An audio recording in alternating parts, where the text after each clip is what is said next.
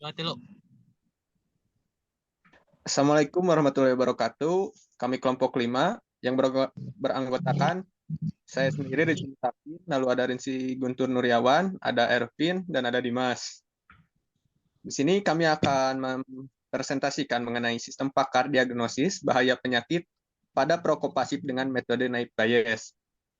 Selanjutnya akan dibaca langsung saja untuk yang pertama yaitu ringkasan yang akan dibacakan oleh Dimas. Baiklah, di sini ringkasan itu rokok adalah masalah kesehatan yang serius di Indonesia. Indonesia adalah salah satu negara dengan tingkat konsumsi rokok tertinggi di dunia, dengan lebih dari 80% pria dewasa merokok. Bahkan ada juga beberapa wanita yang merokok di Indonesia. Asap rokok mengandung berbagai bahan kimia berbahaya yang dapat mempengaruhi kesehatan penggunanya maupun orang di sekitarnya. Merokok dikaitkan dengan banyak penyakit kronis seperti kanker, penyakit jantung, stroke, dan penyakit paru-paru kronis. Bahkan merokok pasif juga dapat menyebabkan penyakit yang sama bahkan merokok pasif juga dapat menyebabkan penyakit yang sama berbahaya bagi orang di sekitarnya. Oleh karena itu, dibutuhkan sistem pakar yang dapat memberikan informasi dalam mendiagnosis penyakit yang mungkin dialami oleh perokok pasif. Sistem pakar memiliki definisi sebagai salah satu cabang kecerdasan buatan yang menggunakan pengetahuan-pengetahuan khusus yang dimiliki oleh seorang ahli untuk menyelesaikan suatu masalah tertentu secara cepat. Dalam penelitian ini menggunakan metode penelitian Expert System Development Life Cycle atau yang disingkat ESDLC dengan metode Naive Bayes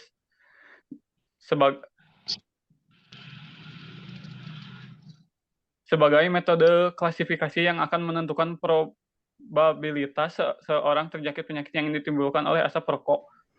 Tujuan penelitian tugas akhir ini dilakukan membangun sistem pakar untuk mendiagnosa penyakit yang ditimbulkan asap rokok pada perokok pasif yang dilengkapi dengan penyebab serta solusi terhadap penyakit yang terdiagnosa untuk pengguna dan mengetahui probabilitas statistik penyakit pada perokok pasif dengan penerapan Naive Bayes.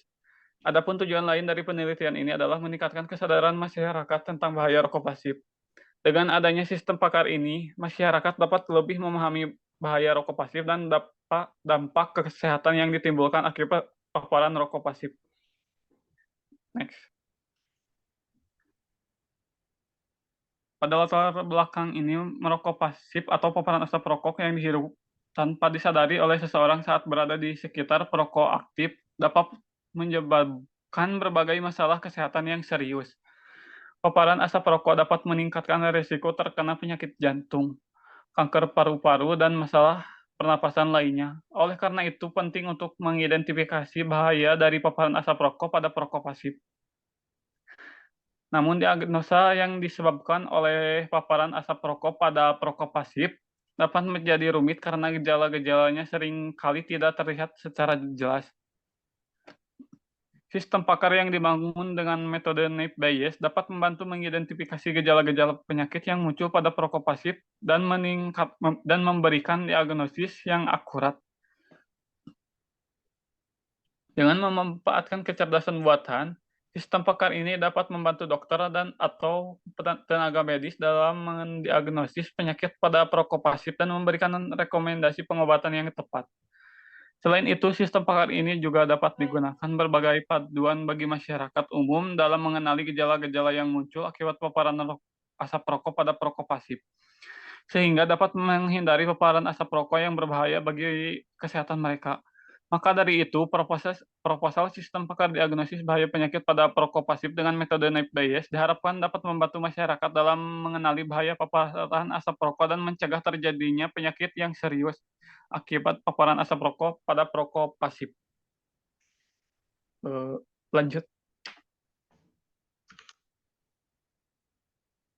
Berdasarkan penelitian sebelumnya yang telah dilakukan mengenai sistem pakar diagnosis bahaya penyakit pada perokok pasif, banyak peneliti yang menggunakan metode forward chaining dalam penelitiannya. Adapun penelitian yang telah dilakukan oleh Muntari dan Febriansah pada tahun 2022 dengan menggunakan metode Naive Bayes dalam pengerjaannya. Dalam penelitian ini memiliki beberapa keterbatasan karena penelitian ini ini hanya dilakukan pada data rekam medis pasien yang telah didiagnosis oleh dokter. Sistem pakar yang dikembangkan belum dapat diaplikasikan pada pasien yang belum diagnosis atau memiliki penyakit yang belum teridentifikasi. Sehingga penelitian selanjutnya akan melengkapi kekurangan dan penelitian sebelumnya. Pada penelitian selanjutnya, data dikumpulkan dari kuesioner yang diberikan kepada prokopasif dan kemudian dianalisis menggunakan Naive Bayes. Hasil dari penelitian ini menunjukkan bahwa sistem pakar dengan metode Naive Bayes dapat mengidentifikasi bahaya penyakit pada prokopasif dengan akurasi yang cukup tinggi. Lanjut. Adapun tujuan dilakukan penelitian ini sebagai berikut, yaitu membangun sebuah sistem pakar yang dapat digunakan untuk mendeteksi bahaya penyakit pada prokopasif dengan metode Naive Bayes. Mengidentifikasi jenis-jenis penyakit yang dapat diakibatkan oleh paparan asap rokok pada prokopasif. Dan yang terakhir, menganalisis kinerja sistem pakar dengan menggunakan metode Naive Bayes dalam melakukan diagnosis bahaya penyakit pada prokopasif. Materi selanjutnya akan disampaikan oleh Ervin Abdal.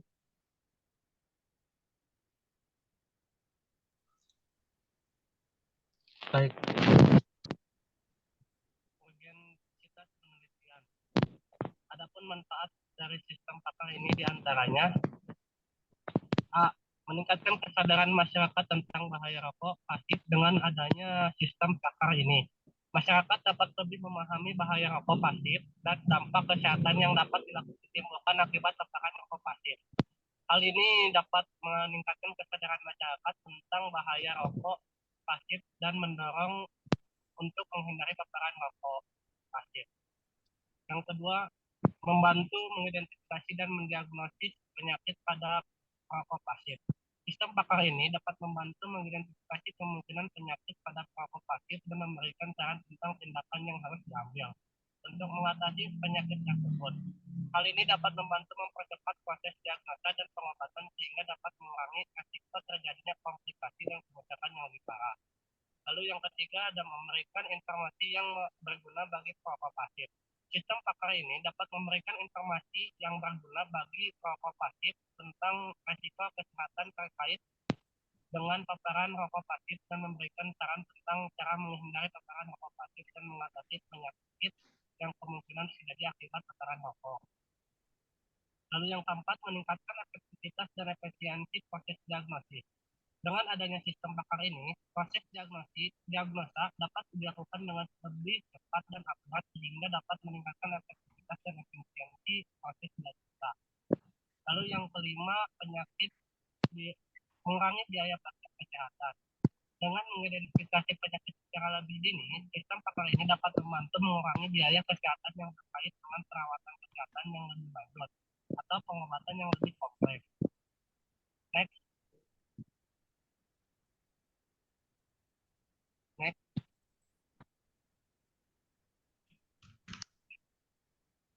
Lalu ada metode penelitian. Metodologi langkah-langkah dalam penelitian ini diuraikan dengan menggunakan metode Expert System Development Lab Cycle. Metode Expert System Development Lab Cycle atau yang disingkat ELC adalah konsep mendasari pengembangan sistem pakar. Berikut tahapan-tahapannya. Tahapan pertama penilaian, tahapan kedua akuisisi, tahapan kedua desain, tahapan keempat pengujian, tahap kelima dokumentasi, tahap keenam pemeliharaan. Pakar. Berdasarkan hasil wawancara terhadap salah satu dokter yang ada di Puskesmas Pasundan, diketahui bahwa keterbatasan waktu dan tempat yang dimiliki oleh dokter kemungkinan seseorang untuk bisa berkonsultasi dan mengobati penyakit yang disebabkan oleh asap rokok. Maka dari itu, perlu dibuat sistem pakar yang mampu membantu masyarakat dalam mendiagnosa penyakit rokok pasif serta memberikan informasi tentang penyakit rokok pasif. Selanjutnya dilanjut oleh teman saya.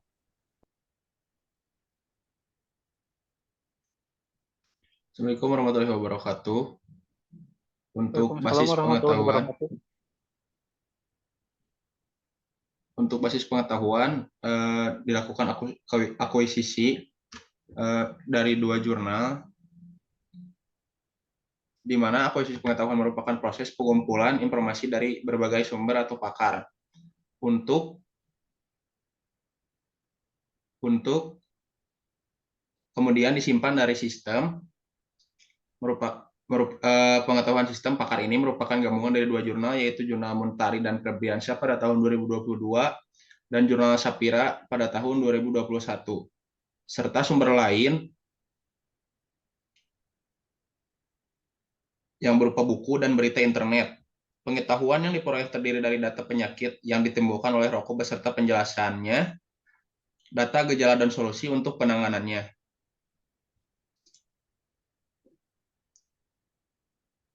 Setelah dilakukan pengumpulan data berdasarkan basis pengetahuan yang telah kita dapat, dibuat tabel jenis penyakit, yang kedua tabel gejala penyakit, dan ketiga tabel aturan, yang keempat tabel penyakit,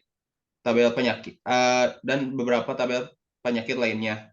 Adapun jenis tabel penyakit dan jenis penyakit yang dilihat daripada tabel ini, yaitu yang pertama adalah jenis gejala, yang kode gejalanya adalah G01, yang di mana gejalanya adalah adanya kerak atau kerompok pada tepi merah bibir.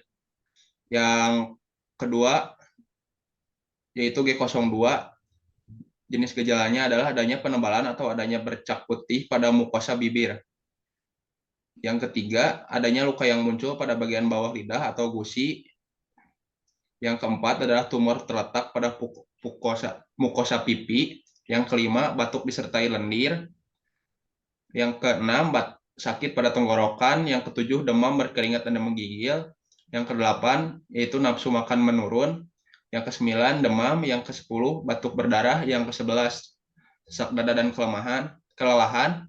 Yang ke-12, sesak napas jangka lama. Yang ke-13, pernapasan berbunyi keras. Yang ke-14, rendahnya kadar oksigen dalam darah. Yang ke-15, tenggorokan sakit serta ada gejala. Yang ke-16, terasa ada gejala. Yang ke-16 terasa ada ganjalan saat menelan. Yang ke-17, benjolan di leher atau kelenjar getah bening. Yang ke-18, suara serak. Yang ke-19, batuk berdahak lebih dari 2 minggu.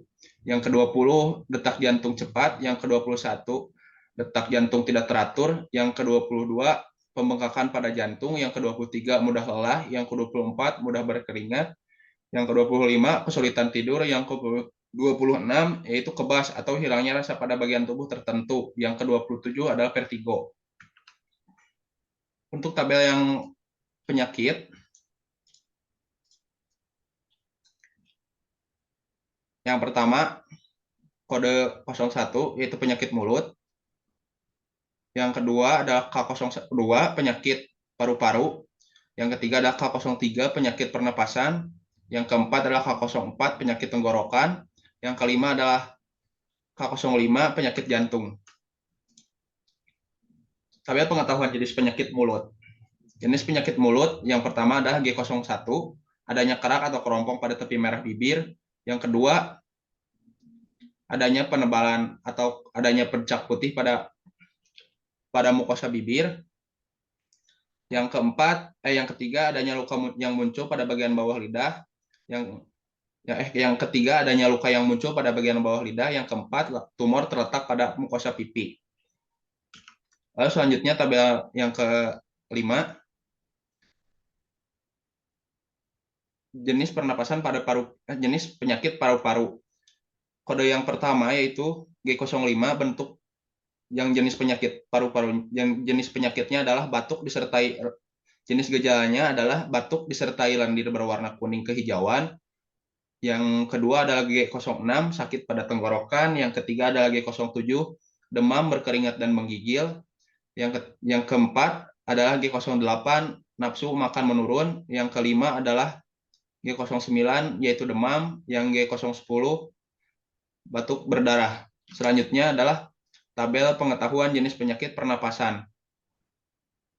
Yang pertama G11, kode G11 yaitu jenis penyakit, jenis gejala sesak dada dan kelelahan, yaitu G12 sesak napas jangka lama, yang ketiga G13 pernapasan berbunyi keras, yang keempat G14 yaitu rendahnya kadar oksigen dalam darah. Selanjutnya adalah tabel pengetahuan jenis penyakit tenggorokan. Yang pertama G15 gejalanya tenggorokan sakit. Yang kedua G16 terasa ada ganjalan saat menelan. Yang ketiga adalah G17 benjolan di leher atau kelenjar getah bening.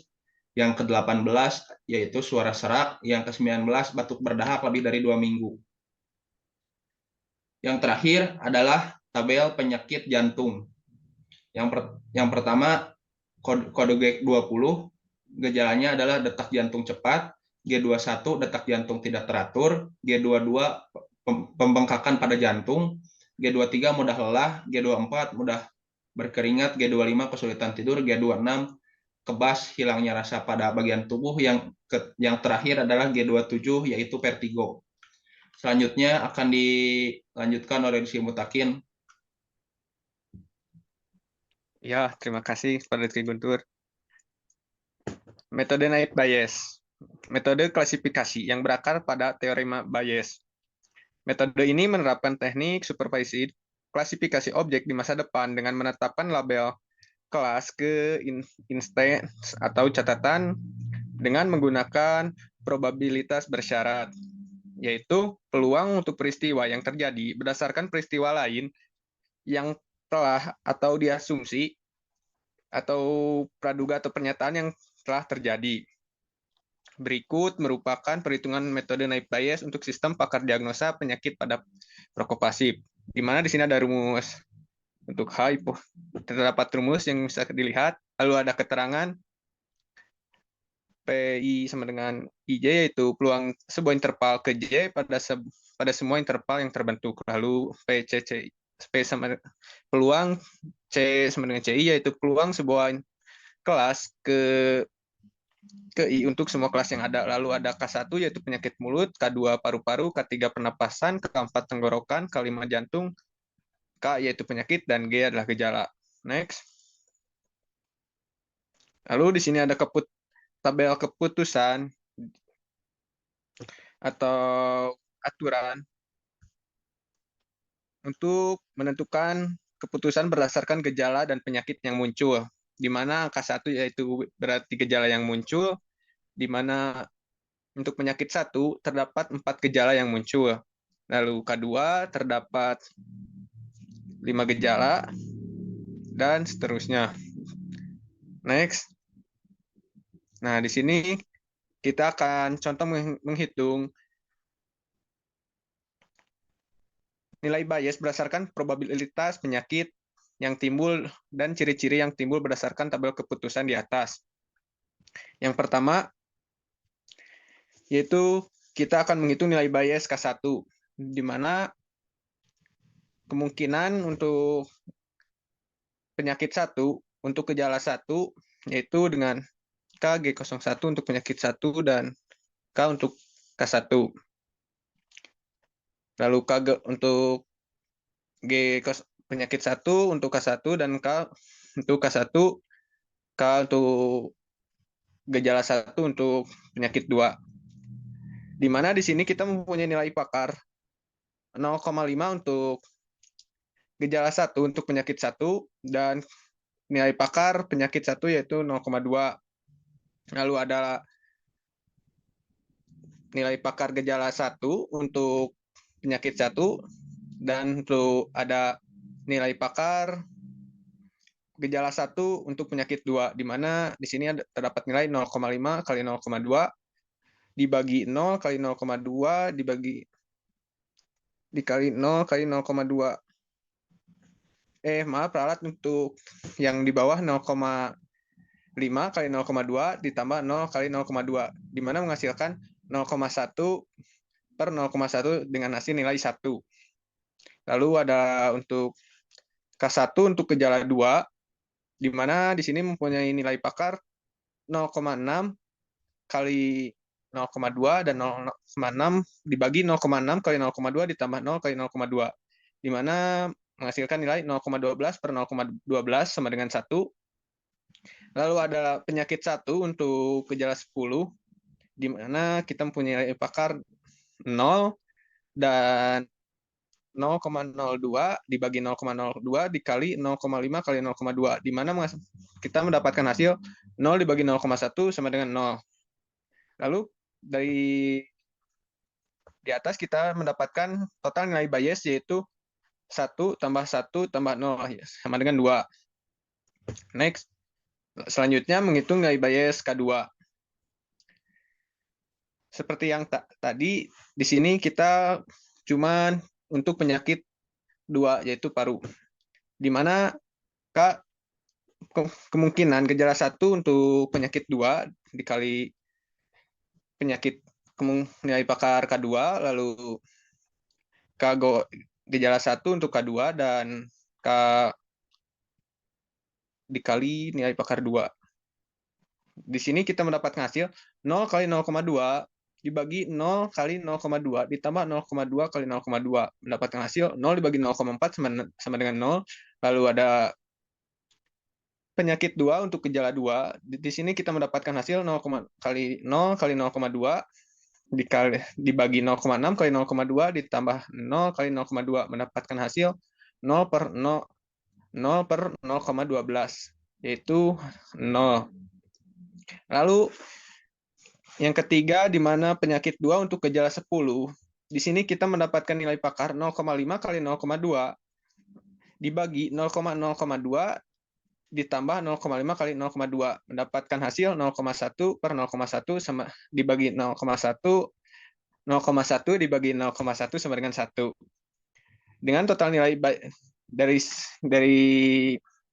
pernyataan di atas, kita mendapatkan total nilai bias K2, yaitu 0 tambah 0 tambah 1, yaitu 1.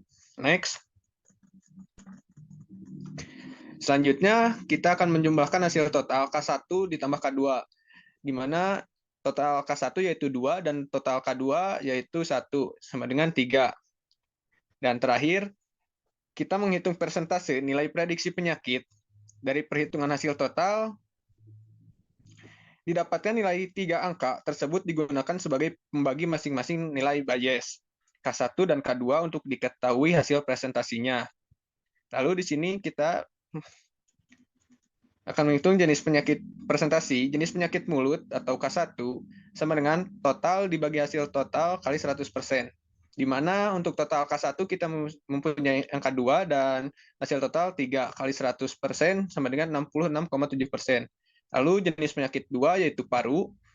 Di sini kita mempunyai hasil total K2 1 dan hasil total sama dengan 3 sama dengan 1 per 3 kali 100% menghasilkan 33,3%. Dari hasil persentase didapatkan hasil nilai persentase tertinggi. Dengan demikian, pengguna rokok memiliki ciri penyakit G01 ya, gejala 1 yaitu adanya kerak atau kropeng pada merah bibir, dan gejala 2 adanya penebalan atau adanya bercak putih pada mukosa bibir, dan gejala 3 yaitu batuk berdahak. Maka pengguna rokok tersebut merupakan jenis penyakit mulut. Mungkin cukup sekian yang dapat saya sampaikan. Mohon maaf bila ada tutur kata yang kurang berkenan. Kami dari kelompok 5 mengucapkan terima kasih untuk perhatiannya. Wassalamualaikum warahmatullahi wabarakatuh.